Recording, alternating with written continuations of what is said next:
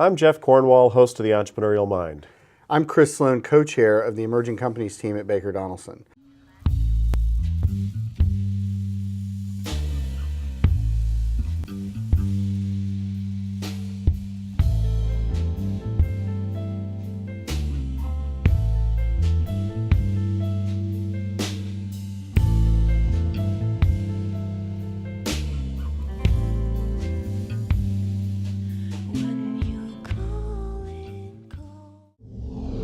Talkapolis, the social media TV network for your city. So for today, we're going to flip the script a little bit, and I'm going to interview you a little bit, and the topic is exits. What happens when you sell the company? And I know from conversations that you and I have had, you've been through this process as an entrepreneur, and it was a particularly interesting journey. It was an incredible journey, yep. Right. So first question, give us a sort of a 1 minute or so overview of what you went through, and then in particular, what surprised you about the process? What did you learn from it that you had no idea or that was very unexpected? Well, we had been approached by a publicly traded company, and the sale was pretty complicated because we had the most valuable resource we had was two jointly owned facilities within our company. And so this public company was going to buy both of our companies to get all of this. And that deal blew up. And then they tried to just buy us. And then that deal blew up. And eventually our joint venture partner bought us. It was the most incredibly long and stressful ordeal I've ever been through in my life. So as far as the process that you went through selling the company, what did you take away from it that really sort of surprised you or that was very different from what you might have expected? I never understood the importance of the details.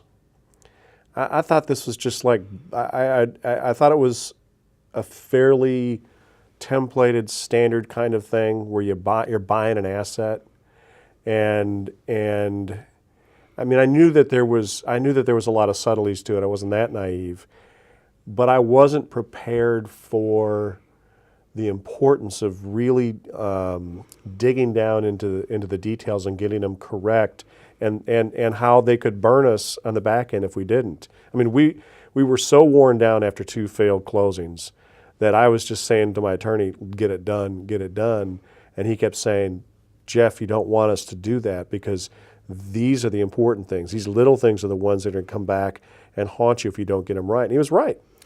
That's an important point, too, because deal fatigue, people talk about it, but it's a real thing. Oh, it was awful. You can get to a point in the transaction where you're just so sick of the process that you want it to be over no matter what. And I think what your attorney, the advice your attorney gave you was great because he was sort of identifying what you were going through as deal fatigue, and he was sort of focusing you on, look, this is really what matters, and it's probably details about things like limitations of liability and the reps and warranties, which seems like legalese, right? But those are the things that have the biggest impact on what sort of liability and how much cash you can protect after the deal's over. And the way he helped me understand is he told me a couple of stories and helped me understand what happened in deals he's seen where that wasn't taken care of properly, and that got my attention and got me through that. But we were all exhausted. We want to get it done. I mean, the disruptions that you have in that process are incredible. The disruptions in the business. I mean, you're trying to run this company.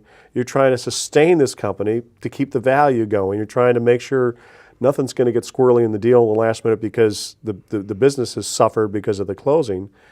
And yet you're having to pay attention to this whole closing process, which ends up feeling like a full-time job in and of itself and lasts for weeks. And you've got the whole dynamic of what do you tell your employees and when, and what are they going to hear on their own if you don't tell them, and balancing all those competing interests. Right. So question, in your deal, did you have to go work for the buyer for some period of time after they bought your company? No.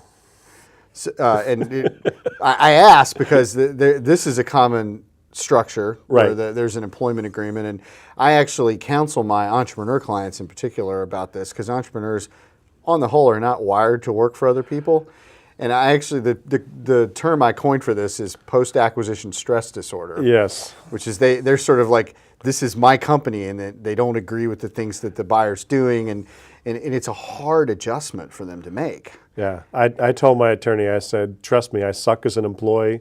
Because he said we might be able to get a little more value if we kind of get that kind of worked into the deal. And I said, trust me, that's going to just make all of our lives miserable. So I had a client once that was going through this, and I gave him my standard advice. I said, you're going to hate it.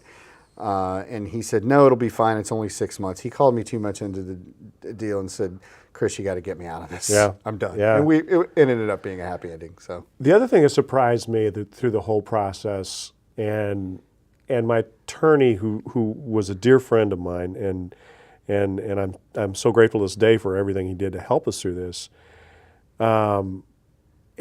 He kept telling me, you need to think past the finish line. And I didn't. Yeah. I never did. And so when we got past the finish line, I had no idea what to do next because I didn't have the employment agreement. There's nothing to do. Literally, I came down, to breakfast in the morning, and I thought, what do I do? Who am I? Because so much of who I'd become had become tied to that job. It was a very difficult time for me personally at that point. I can imagine. Well, thanks for sharing your experiences with us today. Appreciate it very much. You're a great host.